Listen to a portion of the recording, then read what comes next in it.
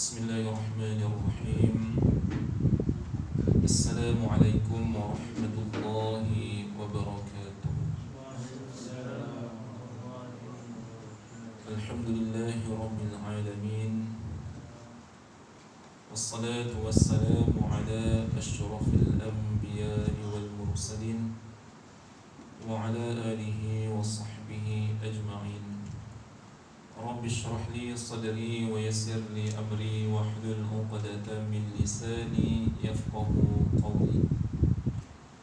Subhanaka la 'ilma lana illa ma 'allamtana innaka antal 'alimul hakim wa la hawla wa la quwwata illa billahil 'aliyyil 'azim. Allahumma 'allimna ma yanfa'una wanfa'na ma 'allamtana wa zidna 'ilman nafi'an. Amma ba'd. Muslimin, muslimat, hadirin, hadirat yang dirahmati Allah Subhanahu wa ta'ala. Alhamdulillah, setinggi-tinggi kesyukuran kehadirat Allah Subhanahu wa ta'ala, kerana dengan limpah kurnia dan rahmatnya serta keizinan Allah Subhanahu wa ta'ala, maka pada malam ini dapat kita bertemu kembali setelah hampir beberapa bulan kita berhenti daripada kuliah pengajian mingguan kita disebabkan oleh musibah ataupun ujian yang mana Allah Subhanahu wa ta'ala timpakan ke atas kita dan seluruh manusia secara umumnya di seluruh dunia dengan pandemik COVID-19, yang mana dia merupakan suatu ujian dan dugaan ke atas hamba Allah.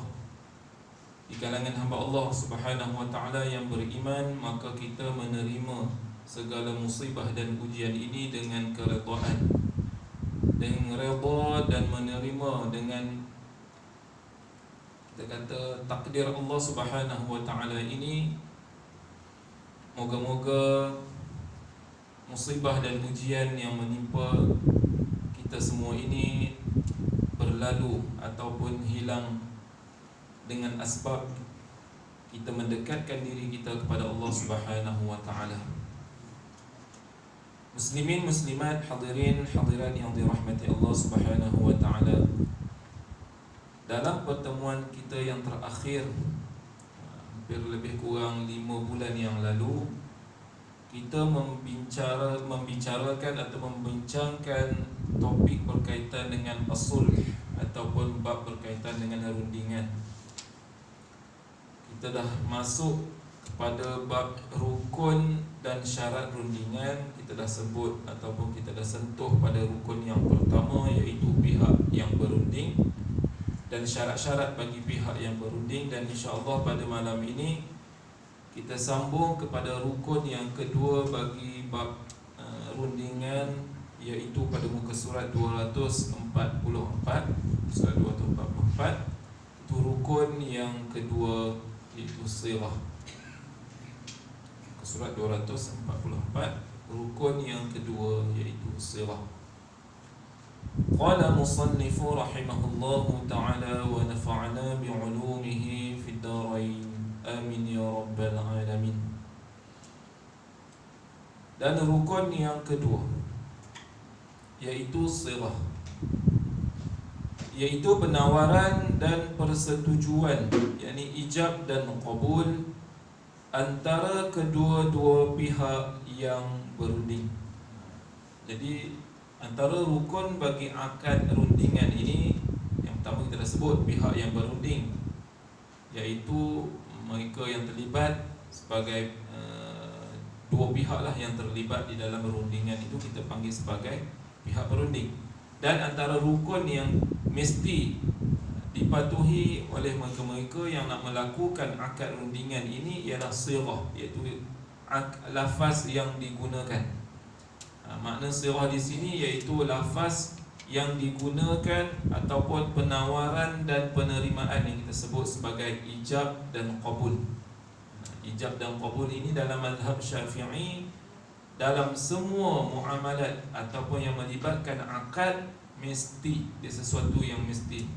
Makna ijab ni mesti ada tawaran dari satu pihak dan penerimaan daripada pihak yang lain. Kalau dalam jual beli kita kata pembeli dan penerima tadi, pembeli kata aku beli barang ini dengan harga sekian-sekian, lalu penjual kata aku jual barang ini kepada kamu dengan harga sekian-sekian. Itu kita panggil ijab dan qabul. Begitu juga di dalam akad rundingan, dia kena ada penawaran dan penerimaan. Contohnya, pihak yang didakwa berkata, aku berunding dengan anda tentang perkara ini bagi digantikan dengan perkara ini. Contoh dia kata salah satu pihak atau pihak yang didakwa. Pihak yang didakwa ni maknanya pihak yang dituduh. Kalau pendakwa makna orang yang menuduh. Orang yang didakwa ni contohnya A mendakwa si B, mana B adalah orang yang didakwa. A kata engkau berhutang dengan aku sebanyak RM1000. Mana B ini adalah orang yang didakwa berhutang. Maka B berkata kepada A, aku berunding dengan anda tentang perkara ini bagi digantikan dengan perkara ini. Maknanya si B kata kepada A, aku nak berunding dengan kamu supaya RM1000 tunai ini aku gantikan dengan barangan lain yang juga sama nilai dengan dia. Dia tak mampu nak bayar dengan RM1 tunai 1000 contoh. Dia kata aku gantikan dengan barangan lain yang nilainya sama dengan nilai hutang tadi. Contoh, itu dipanggil rundingan. Maknanya kita minta jasa baik daripada pihak pendakwa untuk kita kata bertolak ansur dalam perkara ini dengan menggantikan kita kata nilai tadi dengan apa-apa barang yang lain yang mampu untuk diserahkan oleh pihak yang didakwa. Ataupun dia kata daripada dakwaan anda ini untuk digantikan dengan ini. Sama je lah cara bahasa, penggunaan bahasa itu saja. Tapi masih tetap maknanya sama saja. Si B minta berunding dengan si A atas dakwaan itu untuk digantikan dengan sesuatu perkara lain yang sama nilai. Sementara pihak kedua berkata, aku setuju atau aku redha atau aku terima rundingan ini. Cukuplah orang yang qabul itu. Makna si B tadi yang meminta kepada si A itu kita panggil sebagai ijab. Dia meminta tawaran daripada si A untuk berunding, untuk bertolak ansur dengan nilai yang perlu dia bayar tadi dengan digantikan dengan barangan yang lain. Lalu si A ni dipanggil sebagai qabul. Dia menerima tawaran daripada si B itu dengan dia berkata aku setuju. Cukup, tak perlu dia nak ulang balik ayat tadi. Atau dia kata aku redha, ataupun dia kata aku terima rundingan ini, qabaltu, atau dia kata raditu, atau dia kata aku setuju. Makna qabaltu lah, ataupun na'am. Cukup menunjukkan bahawa si A menerima akan rundingan ataupun permintaan si B tadi. Macam akad nikah lah kita kata. Bila wali tadi akad nikah ke atas pengantin lelaki, dia kata aku nikahkan dikau dengan anak perempuan aku Fatimah binti sekian-sekian dengan mas kahwin sebanyak RM5,000 tunai. Maka si pengantin tadi, kalau kita dalam biasa kita kata di Malaysia ni, kita sebut balik, ulang balik, aku terima akan nikahnya Fatimah binti sekian-sekian dengan mas kahwin RM5,000 tunai. Sepatutnya tak perlu pun susah-susah. Kalau dalam bahasa Arab dia kata qabaltu, aku terima. Terima ni maknanya aku terima akan apa yang telah engkau katakan sebentar tadi, iaitu dari segi namanya, dari segi mas kahwinnya. Itu senang je sebenarnya. Tapi yang jadi susahnya sebab kita yang menyusahkan, memberat. Tu kadang-kadang ada orang dia nak akad nikah tadi sampai 5-6 kali pun dia ulang, pun sangkut-sangkut. Kejap nak sebut tunai jadi terlupa sebut, kejap nak sebut nama binti jadi bin. Contoh. Sebab apa? Dia jadi benda yang susah. Sepatutnya benda yang senang. Dalam bahasa Arab sepatutnya kalau kita akan nikah, kan, uzawwijuka ataupun ankihtuka, aku nikahkan dikau bi ibnati, dengan anak perempuanku, dengan mas kahwin sekian-sekian. Orang yang pengantin lelaki kata qabiltu, aku terima, cukup, menunjukkan bahawa telah terlaksanalah akad nikah itu. Begitu juga dalam akad-akad lain yang melibatkan dua pihak, yang melibatkan ada ijab dan juga qabul. Ataupun apa juga lafaz yang merujuk kepada keredaan dan persetujuan terhadap kandungan rundingan tersebut. Ataupun apa sahaja lafaz yang digunakan dan kedua-dua pihak faham bahawa ia membawa makna dia bersetuju.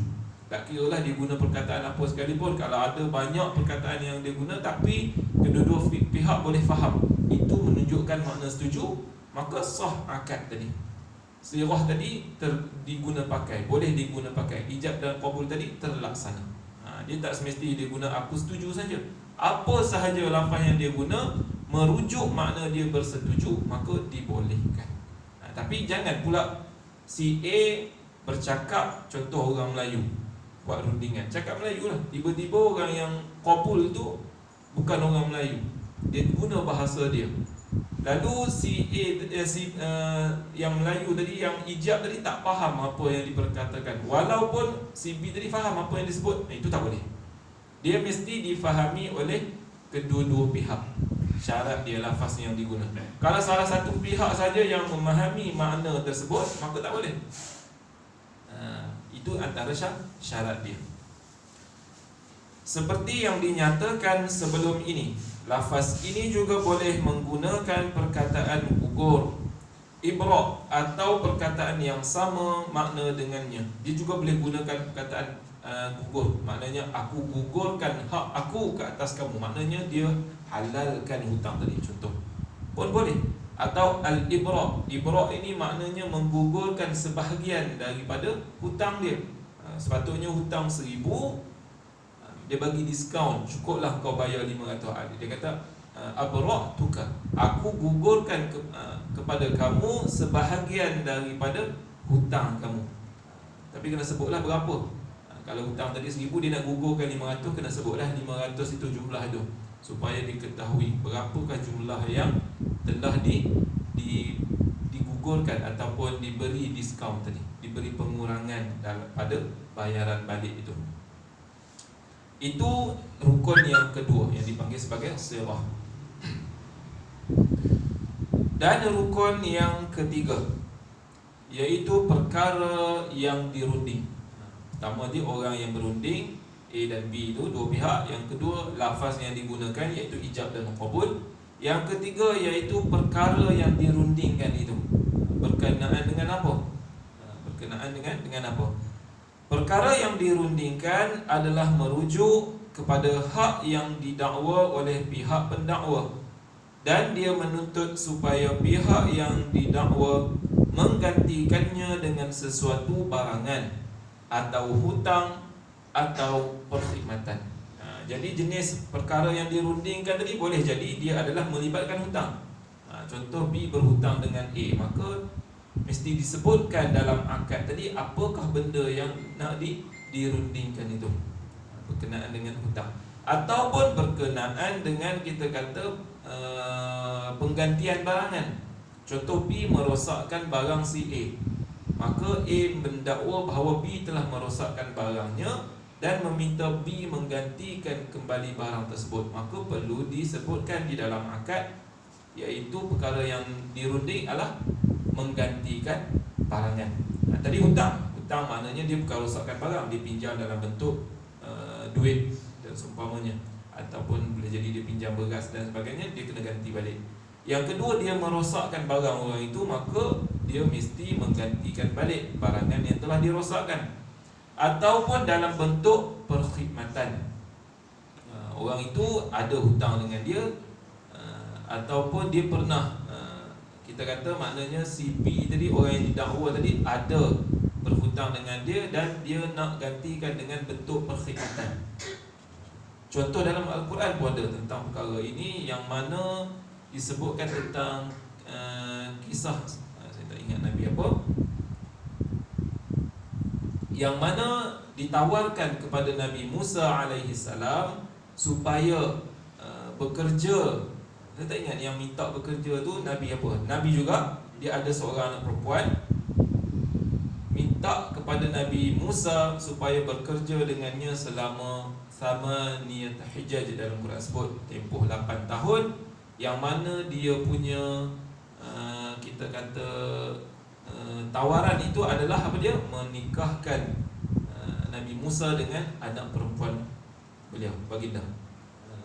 Saya tak ingat Nabi apa. Kalau tuan-tuan biasa dengar asal kisah ni, cuma saya tak berapa ingat siapakah Nabi yang menawarkan kepada Nabi Musa itu.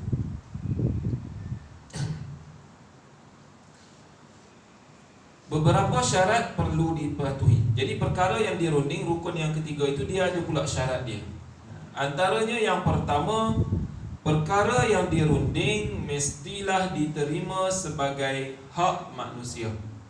Mana benda yang dirundingkan itu mestilah sesuatu yang boleh diterima sebagai hak, maknanya boleh masuk dalam pemilikan, bukan benda yang mustahil, benda yang tak boleh diterima.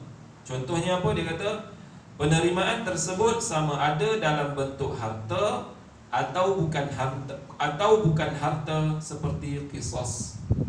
Jadi dia kata penerimaan di sini makna yang boleh diterima sebagai hak manusia boleh jadi dalam bentuk harta, ini kebanyakanlah, ataupun boleh jadi bukan dalam bentuk harta seperti qisas. Qisas ini bukan dia bentuk harta, dia bentuk ganti balik. Contohnya seseorang itu memukul seseorang sehingga patah gigi, maka ganti balik kepadanya apa dia? Orang itu diberi balasan dengan qisas, maknanya dia dipatahkan balik, kalau boleh dipatahkan lah, kalau dia ada gigi. Contoh terputus telinga dia, semua sekali terputus, maka orang itu dikisaskan kembali, maka putuskan kembali telinga dia. Ini dalam Islam, al-qisas ini maknanya sama banyak. Kecederaan-kecederaan yang boleh dibalas. Ada kecederaan yang tak boleh dibalas. Contoh kecederaan dalaman yang kita tak boleh nak ukur, maka pada waktu itu digantikan dengan diat. Digantikan dengan diat, makna bayaran ganti dalam bentuk harta. Tapi kalau boleh dibalas balik dengan kecederaan yang sama, yang maknanya benda yang boleh diukur, maka dia perlu dibalas. Jadi boleh jadi dalam bab qisas ini dia berunding. Boleh juga buat rundingan. Contoh, anak si A ni pukul anak si B dengan teruk, terputus telinga dia. Jadi si B nak menuntut qisas daripada si A. Lalu si A pun buat rundingan dengan si B. Dia kata, aku nak ganti kecederaan anak kamu ini, qisas. Patutnya qisas balik kepada anak dia, tapi dia ganti dalam bentuk harta dengan sejumlah yang dipersetujui oleh kedua-dua pihak. Maka boleh. Itu namanya rundingan. Biasanya kalau hulur duit ni orang terus dia lupa terus, dendam dia. Contohlah, itu biasa macam tu lah. Sebelum dapat duit, dia punya bersusah payah naik turun mahkamah, nak dakwa dan sebagainya. Letak je duit, terus lupa. Tak apa, saya maafkan segala kesalahan awak. Yang penting akaun saya penuh. Itu kebanyakan orang, tapi bukan semua lah. Perkara-perkara ini boleh dirundingkan. Jadi dia kata yang melibatkan sama ada dalam bentuk harta ataupun dalam bentuk qisas, sebenarnya boleh dirundingkan. Harta yang melibatkan kematian, qisas. Seseorang membunuh seseorang, lalu berunding dengan wali si mati tadi, dan mereka semua ahli keluarga tadi setuju untuk tidak membalas dengan qisas tetapi digantikan dengan diat, maka boleh perundingan tersebut. Dan itu sebenarnya yang lebih baik. Allah sebut dalam Al-Quran, kutiba alaikumul qisasu fil qatla, al-hurru bil hurri wal 'abdu bil 'abdi wal untha bil untha, faman 'ufiya lahu min akhihi syai' fattiba'un bil ma'ruf wa ada'un ilaihi bi ihsan. Yang terbaik, faman 'ufiya lahu, barang siapa yang dimaafkan, diberi kemaafan kepadanya itu, maka menunjukkan bahawa, dan dalam Islam sendiri pun memang kita digalakkan memaafkan. Kerana apa? Yang kita nak bukan harta itu sebenarnya. Kita nak redha daripada Allah Subhanahu Wa Taala. Ialah manusia kadang-kadang dia tersalah dan tersilap. Maknanya perbuatan tadi kadang-kadang buat dalam keadaan tak berfikir dengan akal yang kita kata yang sejahtera tadi. Kadang-kadang buat benda-benda di luar tindakan. Lalu bila dah berlaku baru nak menyesal dan sebagainya. Jadi banyak juga kalau kita tengok dalam kisah-kisah ini bagaimana orang-orang yang baik mereka memaafkan ke atas orang-orang yang menzalimi mereka ataupun yang menzalimi ahli keluarga mereka dengan dimaafkan tadi. Itu yang terbaik. Mana itu dipanggil rundingan, berunding dengan pihak yang satu lagi. Contohnya jika seseorang mempunyai hak menuntut qisas pada seseorang. Orang yang didakwa berunding dan bersedia membayar sejumlah wang sebagai ganti kepada hukuman qisas tersebut. Rundingan seperti ini dibenarkan. Maknanya boleh. Qisas ni bukan saja bunuh saja. Hukuman qisas ni maknanya balas balik. Balas balik ni tak kira lah. Kalau kematian makna balas balik dengan kematian. Kalau kecederaan dibalas balik dengan kecederaan. Kalau yang boleh diukur. Kalau tak boleh diukur maka digantikan dengan diat ataupun kita sebagai bayaran ganti. Maka qisas boleh kita buat rundingan dengan seseorang itu. Sama ada pertukaran tersebut dalam bentuk barangan seperti rumah ataupun dalam bentuk hutang seperti 1,000 dinar. 1,000 dinar ni banyak sebenarnya. Bukan dinar kita hari ni, dia dinar emas zaman dahulu. Kalau 1,000 dinar ini, kalau hari ini ratus ribu rasanya. Dia punya nilai, bukan sikit. Maknanya boleh. Makna rundingan tadi dalam bentuk, kalau orang yang contoh yang membunuh tadi itu, dia ataupun yang mencederakan tadi, dia tak ada harta tapi dia banyak tanah ataupun dia ada rumah, maka boleh dia bayar ganti rugi tadi dalam bentuk dia menyerahkan rumah dia. Hari ini rumah sangat mahal. Kalau nak kita kata kawasan Selangor dan KL ni memang tak adalah yang harga bawah 200,000. Susahlah hari ni nak jumpa. Kebanyakannya atas 200,000. Itu pun rumah yang bukan atas tanah. Kalau rumah yang teres ini biasanya harga 400,000. Kawan saya ada beli sebuah rumah di Semenyih tu, jauh. Bukannya dalam bandar, bukan dalam pekan, Semenyih. Rumah kita kata rumah teres 2 tingkat, harga 460,000. Itu Selangor. Belum lagi KL. Kalau KL rumah atas tanah ni maknanya juta lah, 700-800 ribu. Tapi kalau pergi belah-belah Kedah, belah-belah Kelantan, saya balik masa PKP hari tu, lama sangat cuti, bosan juga jalan-jalan. Boleh keluar kita jalan juga lah, tengok rumah-rumah kalau ada di jalan. Rumah 2 tingkat yang teres ni baru 250,000. Kita kata duduk pula kawasan pekan. Maknanya rumah pada hari ini bagi penduduk Selangor dan KL adalah sesuatu yang sangat bernilai. Maknanya kalau seseorang itu dia tak ada wang ringgit, dia nak ganti pampasan, ganti rugi tadi dalam bentuk menyerahkan rumahnya, maka dibolehkan kerana ada nilai yang tinggi. Bahkan itu yang lagi orang nak berbanding dengan duit. Sebab susah nak dapat tanah pada hari ini. Ataupun dalam bentuk wang lah, 1,000 dinar. 1,000 dinar hari ini maknanya ratus ribu lah dia punya nilai. Jika pertukaran tersebut dalam bentuk hutang, hutang tersebut mestilah diterima dalam majlis rundingan supaya tidak berlaku hutang ditukar dengan hutang. Jadi kalau yang melibatkan hutang, nak buat rundingan tentang suatu hutang, maka hutang tu mesti diterima. Maknanya dibayar dalam majlis rundingan. Bukan buat rundingan saja-saja, lepas tu baru nak bayar. Dia mesti bila buat suatu rundingan yang melibatkan hutang, mestilah diterima di dalam majlis rundingan. Maknanya majlis akad yang kita sebut tu. Majlis akad ni makna masa mereka melakukan rundingan itu, perbincangan dan berunding itu, maka pada waktu itulah mesti diterima hutang itu. Itu syarat rundingan. Ini dalam mazhab Imam Syafi'i rahimahullah. Walaupun kadang-kadang bila kita baca dari segi realitinya lain pula. Ya, memang ini atas kitab lain. Dari segi praktikal semasa tak sama. Sebab kita melihat kepada perubahan keadaan ataupun perubahan zaman. Hukum ini dia sentiasa relevan, berubah mengikut keadaan. Macam cari ni lah kita. Sebelum ni sembahyang kan, istawu aqimu sufufakum wa'tadilu, betulkan saf, rapatkan saf kan. Dalam hadis sebut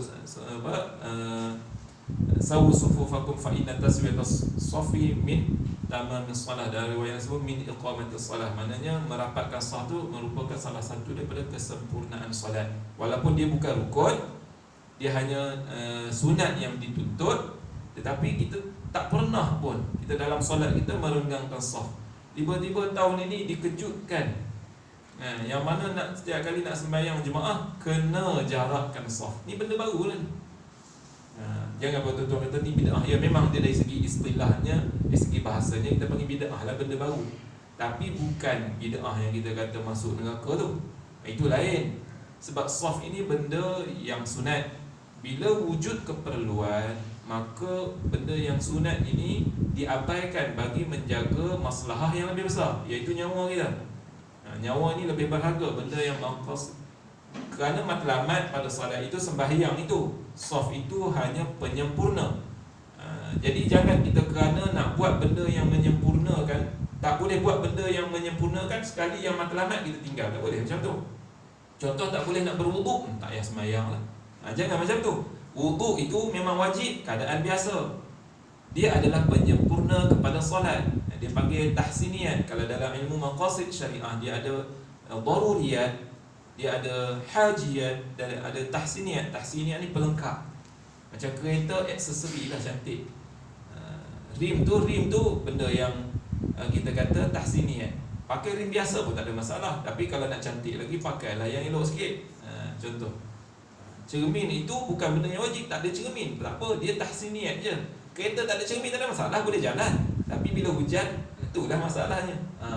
Jadi jangan kerana tak ada cermin, kereta pun kita tak nak bawa. Contoh, nampak tak? Ni dalam sembahyang pun macam tu. Wuduk ni penyempurna. Dalam keadaan biasa adalah macam kereta lah, keadaan biasa kita kata cermin tu memang semua orang ada. Tapi kalau tak mampu nak pasang cermin, jangan sampai kereta pun kita biar macam tu, tak naik. Padahal kereta tu boleh dihidupkan. Kerana tak boleh nak berwuduk, sembahyang kita tinggalkan. Jangan macam tu. Kerana apa? Tahsiniyat ini, kita kata yang pelengkap ini, dia keadaan biasa memang wajib dibuat. Tapi dalam keadaan-keadaan darurat, dalam keadaan yang tersepit, maka kita kata pelengkap ini diabaikan. Kerana yang penting jaga matlamat itu. Sembahyang itu yang utama. Ini tak, bila kerajaan keluarkan arahan tak boleh solat di masjid dan surau, ada yang melenting, apa ni, orang nak pergi buat kebaikan, rumah Allah Subhanahu Wa Taala tutup. Itu banyak yang tuan-tuan boleh tengok dalam komen-komen di Facebook dan sebagainya. Pasar raya boleh pula buka. Kita sebenarnya ada sebab kenapa kita buat macam tu. Kita tengok bila berlaku mula-mula COVID-19 itu, kluster yang paling besar kluster apa? Tabligh. Apa yang jadi? Orang bukan Islam memandang enteng kepada orang Islam. Kerana yang terlibat dengan tabligh, mana ada orang Cina, mana ada orang India, semuanya orang Muslim, semuanya orang Islam. Jadi ada persepsi yang buruk terhadap mereka ini, yang akhirnya tempias itu kena pada Islam. Jadi kita tak nak pula ada kluster yang baru dengan sebab kita tak jaga penjarakan dalam solat, dalam sembahyang dan sebagainya. Kita buka secara umum, orang boleh datang sembahyang macam mana, tak perlu jaga jarak dan sebagainya, SOP. Akhirnya menyebabkan ada kluster baru, dipanggil kluster masjid ataupun surau. Yang dapat buruk bukan kita, Islam yang menanggung pandangan negatif daripada orang bukan Islam. Jadi kita nak jaga tu. Itu nak jaga nama baik Islam. Nampak tak? Biar yang pasar raya tu, biar kalau kena kita kata kluster Tesco, tak ada orang kata apa pun. Kluster Giant, kluster pasar raya dan seumpamanya, orang tak bising, orang marah dia kejar je. Dan hanya kena pada individu. Tapi kalau melibatkan rumah ibadat, contohnya masjid dan sebagainya, maka dia bukan sahaja kena pada orang kawasan itu, dia habis yang kena sekali. Islam itu yang menjadi kita kata yang dituduh dan dipandang negatif oleh orang Islam. Tu kita nak jaga. Itu yang orang tak faham. Saya bila baca dalam Facebook, ramai yang memaki hamun mufti dan sebagainya, kata alim ulama pada hari ini seluruh dunia tunduk kepada agenda Dajjal dan sebagainya. Wallahiyazbillah. Itu yang berlaku. Kerana mereka tak faham. Yang mereka tahu, nak buat ibadat dan sebagainya tanpa dipandu oleh ilmu. Sebab itu ilmu ini penting. Sebab itu saya kata bila berlakunya COVID-19 ini sebenarnya banyak sekali hikmah. Antaranya dengan berlakunya COVID-19 boleh membezakan orang yang alim dan orang yang jahil. Walaupun orang itu ustaz, tak semestinya dia memahami hukum. Dia hanya tahu hukum tapi tak faham. Banyak. Itu yang berlaku hari ini. Kadang-kadang ada para ustaz-ustaz pula yang menjadi yang duk cucuk-cucuk kenapa masjid tak dibuka dan sebagainya. Kenapa pasar raya dibuka boleh pula dan sebagainya. Kita nak jaga nama baik Islam. Sebab itu Allah sebut dalam Al-Quran, wala tasubbul ladina yad'una min dunillah fayasubbullaha adwan bighairi ilm. Janganlah kamu menghina dan memaki hamun sembahan orang-orang bukan Islam, kerana dengan perbuatan tersebut membawa kepada mereka menghina dan memaki hamun Allah Subhanahu wa taala dengan melampaui batas, disebabkan mereka tidak ada pengetahuan ataupun ilmu mengenai hal tersebut. Allah ingatkan dalam Al-Quran. Begitu juga hari ini kita jaga kerana kita nak tengok kepada kesan mendatang.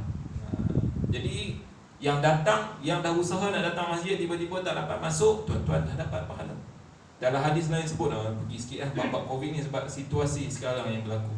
Nabi sebut dalam hadis, barang siapa yang terkena ataupun orang yang ditimpa dengan ta'un, lalu dia tetap duduk menetap di rumahnya dengan penuh sabar dan dia yakin beriman bahawa ini adalah apa yang telah Allah tetapkan bagi diri dia, maka baginya pahala syahid. Ini hadis yang sahih, menunjukkan besar ganjaran bagi orang-orang yang sabar apabila berlakunya wabak. Dengan dia tak keluar tadi, kerana apa? Nak elakkan daripada merebak dan menjangkiti orang lain. Dapat pahala duduk rumah walaupun bosan 3 bulan duduk rumah tak boleh pergi mana. Bangun tidur, lepas tidur makan, lepas makan tidur balik. Bangun time semayang je, bangun solat 5 waktu, dia punya aktiviti solat 5 waktu, tidur dan makan. Itu je dalam tempoh 3 bulan masa mula-mula PKP itu. Jangan risau, Allah janjikan kita tak keluar tadi sebab kita patuh pada perintah Allah, patuh pada perintah pada arahan pemerintah, maka dapat pahala syahid. Wallahu a'lam. Mana tadi pergi ke mana? Okey, kita balik pada topik kita.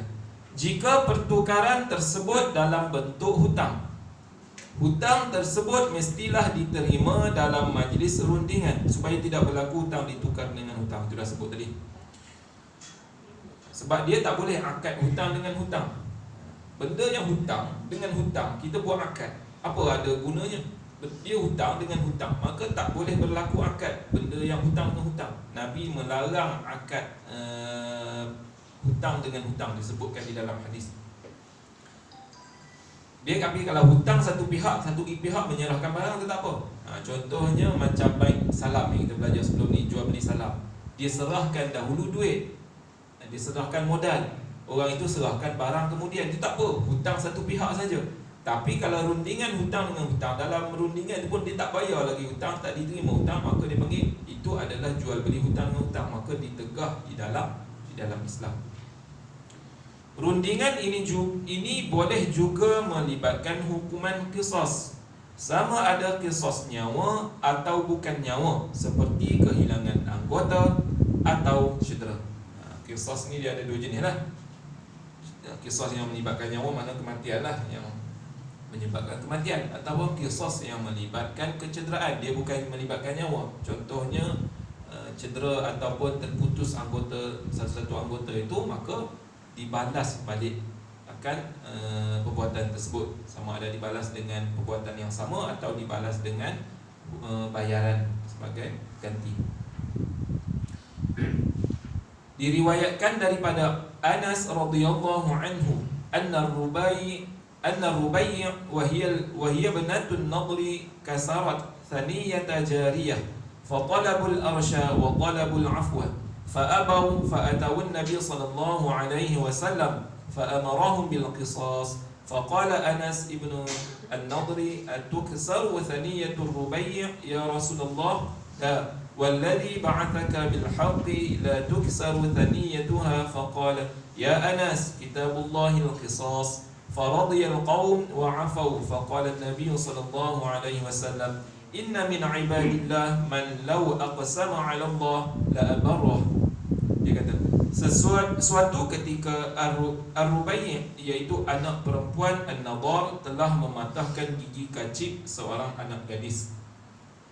Lalu keluarga anak gadis tersebut lalu mereka meminta supaya dibayar ganti rugi dan dimaafkan, tetapi keluarga anak gadis tersebut tidak bersetuju. Rubai' ni dia mencedera seorang anak perempuan lah, dia mencederakan seorang anak gadis yang lain. Lalu Nadar ini, ayah kepada Rubai' ni, buat rundingan dengan keluarga anak gadis yang cedera, yang patah gigi kacip dia itu, supaya hukuman kisah tadi digantikan dengan bayaran, maknanya diat, bayaran ganti rugi.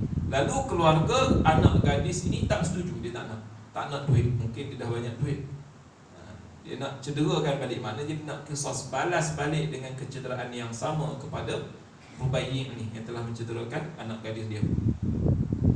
Mereka datang berjumpa Nabi SAW dan baginda mengarahkan supaya dijalankan qisas. Jadi bila dibawa hal ini diadukan kepada Nabi, Nabi terus kata perlu diqisas lah. Sebab ini yang termaktub di dalam Al-Quran. Ini arahan yang Allah Subhanahu Wa Taala perintahkan. Kutiba alaikumul qisasu fil qatl, al-hurru bil hurri wal 'abdu bil 'abdi wal untha bil untha. Jadi lalu Anas bin An-Nadar berkata, adakah engkau akan patahkan gigi kacip Ar-Rubai' wahai Rasulullah? Jadi bila Rasulullah putuskan bahawa kena qisas lah, sebab keluarga anak gadis ini tak setuju dengan ganti rugi. Jadi Nadar ini, Anas bin Nadar ini, ayah kepada gadis tadi, bila Rasulullah putuskan macam tu, dia pun persoalkan, macam tak setuju lah. Dia kata, Rasulullah, adakah engkau bersetuju nak patahkan gigi Rubai' ini? Jadi apa jawab Rasulullah? Demi Tuhan yang memutuskanmu membawa kebenaran, janganlah engkau patahkan gigi kacipnya. Jadi laki ni dia nak kuatkan lagi dia punya kenyataan supaya Rasulullah berunding bagi pihak dia. Dia pun bersumpah, demi Tuhan yang memutuskanmu wahai Rasulullah, yang membawa kebenaran, janganlah engkau patahkan gigi kacipnya. Baginda membalas, wahai Anas, kitab Allah telah menetapkan qisas. Walaupun Anas dah bersumpah, Anas bin Nadar dia bersumpah, mungkin boleh pada anggapan dia bila bersumpah dengan nama Allah ni mungkin Nabi akan maafkan, tapi tak. Sebab yang melibatkan ni bukan hak Nabi, itu adalah hak bagi wali gadis tersebut, ahli keluarga gadis tersebut, untuk maaf ataupun tidak. Rasulullah tidak boleh campur tangan. Walaupun Rasulullah yang membawa kepada kita risalah Islam, yang membawa kepada syariat kepada kita, yang menjelaskan kepada kita tentang hukum hakam, tapi bila melibatkan hak orang lain, Rasulullah tak akan masuk campur. Rasulullah hanya menjadi orang tengah sahaja. Dah bila keluarga tu tak setuju, Rasulullah terpaksa akur. Jadi Nadar ini seakan-akan nak menyalahkan Rasulullah bila Rasulullah kata kena jalankan juga qisas ini. Jadi dia pun bersumpah, tapi Rasulullah balas bahawa ini adalah apa yang telah Allah tetapkan di dalam Al-Quran. Kita beri laluan untuk azan. Kita habiskan hadis ni, insya-Allah kita sambung sikit.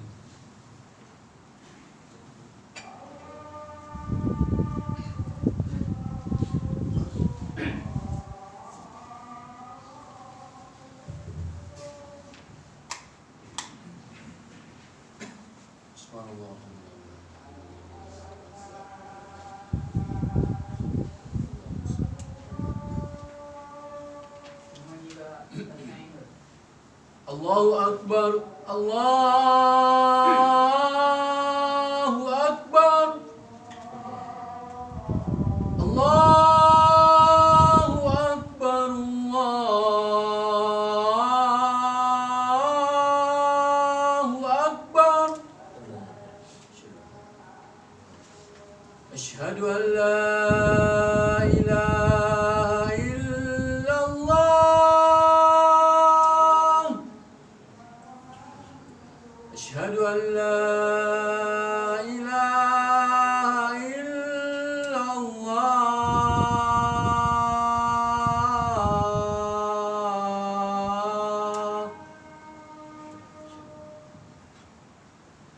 أشهد أن محمد رسول الله أشهد أن محمد رسول الله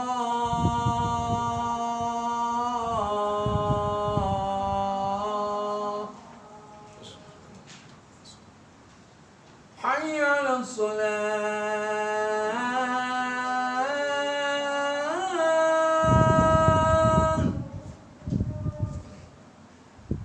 حي على الصلاة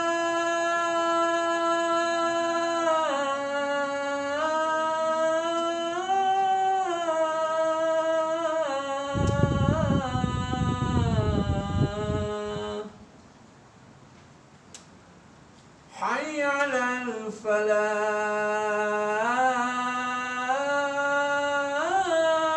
الفلاح حي على الفلاح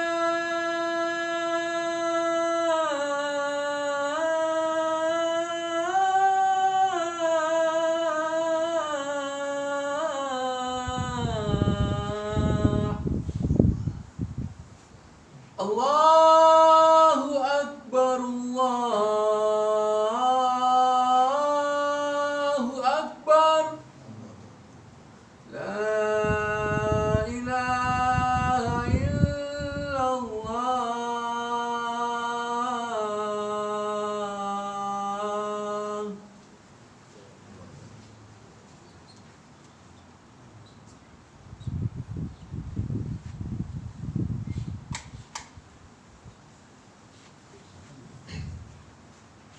Bismillahirrahmanirrahim.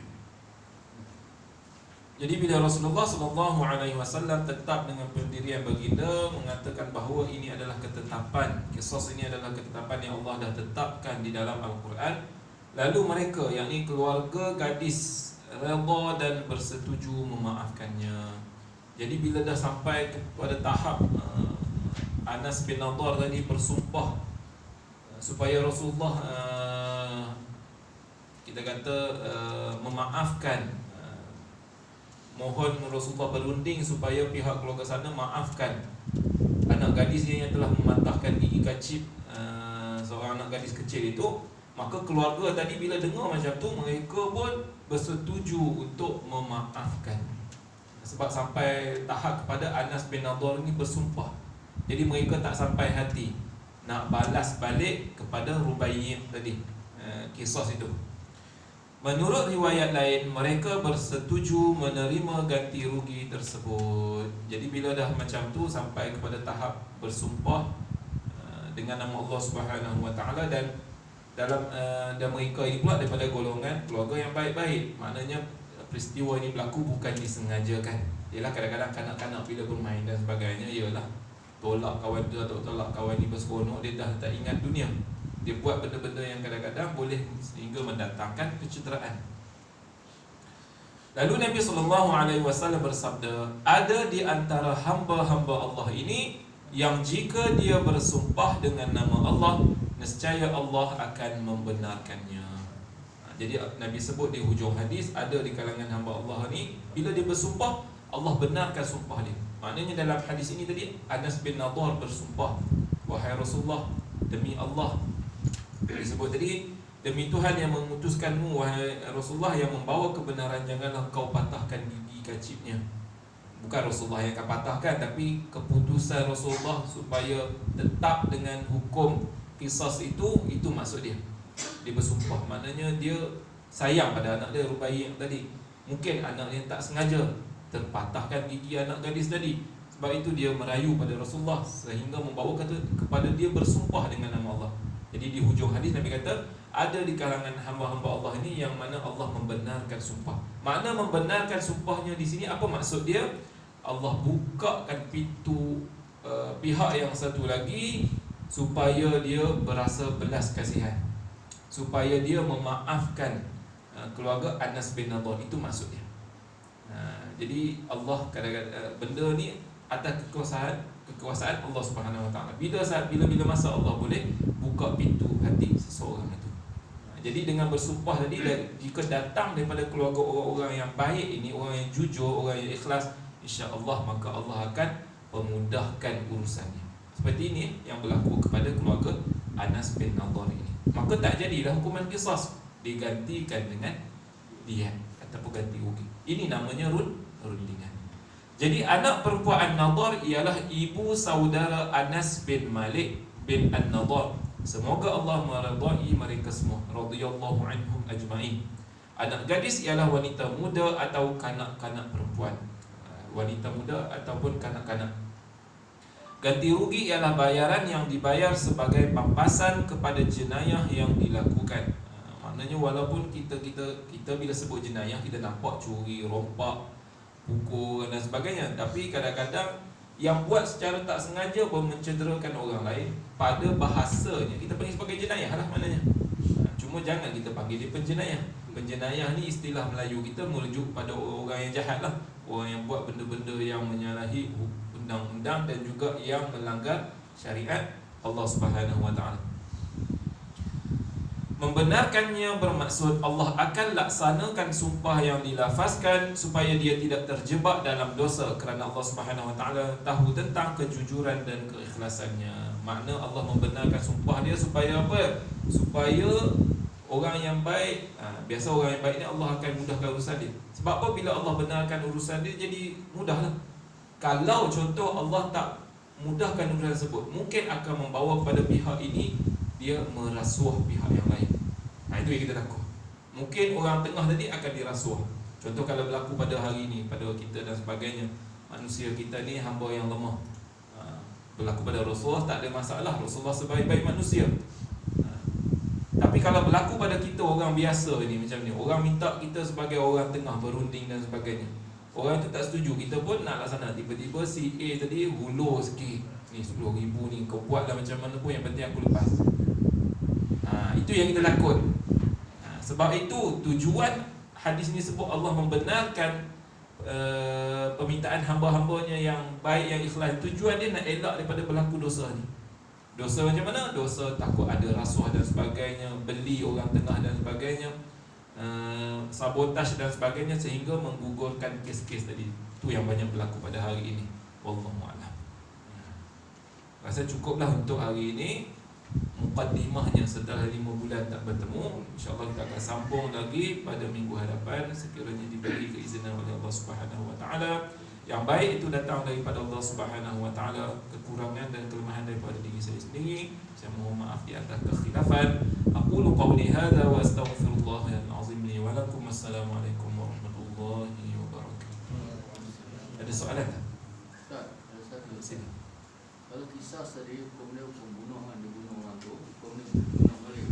Tapi kalau keluarga dia maafkan, ataupun dia akan kenakan hukuman lain ke apa? Dia bila dimaafkan maka diganti dengan diyat. Dia tak boleh kita kata dimaafkan kita gantikan dengan hukuman yang lain. Dia biasa bila sebut dimaafkan maknanya digantikan dengan diyat. Itu maksud dia. Cuma kadang-kadang ialah keluarga dah maafkan, tapi pihak pemerintah mungkin dia kenakan ta'zir. Itu pihak pemerintah punya kuasa lain. Contoh dia penjarakan, itu lain. Itu atas budi bicara pemerintah. Ta'zir tak ada masalah. Jangan pula bila keluarga dah maafkan, pemerintah pula nak kisoskan juga. Itu tak boleh lah. Sebab itu adalah hak waliyuddam. Bila waliyuddam dah maafkan, digantikan dengan diyat, habis. Tapi mungkin pihak pemerintah melihat orang ni kalau tak dikenakan hukuman setakat bayar ni, mungkin dia kaya. Nak kenakan juga hukuman dalam berupa ta'zir, itu boleh, tak ada masalah. Sebab ta'zir ini adalah hukuman yang diberikan hak kepada pemerintah untuk menentukannya. Cuma ta'zir tak boleh melebihi hukuman hudud dan qisas. Contoh hudud sepatutnya sebat 100 kali. Orang yang berzina, yang belum berkahwin, tiba-tiba nak buat ta'zir sebat 1000 kali. Tak boleh kan? Contoh zaman Sayyidina Umar, asalnya orang yang minum arak dia kenakan kita kata sebatan hanya sebanyak 40 kali. Tapi sampai pada zaman Sayyidina Umar, dia tengok berleluasa orang yang minum arak, dia tambah lagi 40. Itu adalah ta'zir, jadi 80. Sama tak apa, jangan lebih. Itu ta'zir.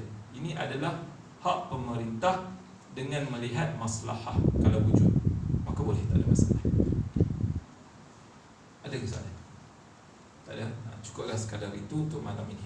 Bismillahirrahmanirrahim. Alhamdulillahirabbil alamin wassalatu wassalamu ala asyrafil anbiya'i wal mursalin wa ala alihi wa sahbihi ajma'in. Allahumma inna nas'aluka 'ilman nafi'an wa rizqan thayyiban wa 'amalan mutaqabbala wa na'udzu bika min 'ilmin la yanfa'u min qalbin la yakhsha'u min nafsin la tashba'u min da'watin yustajabu laha ya rabbal alamin. Wa sallallahu ala sayyidina Muhammadin wa ala alihi wa sahbihi ajma'in. Walhamdulillahirabbil alamin.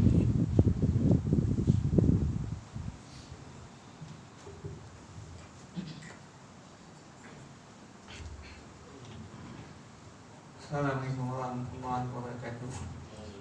Alhamdulillah, tuan-tuan dan puan, dapat kita bersama lagi pada malam ini mana dengan Ustaz kita lama ni, bulan dia dapat bersama ya.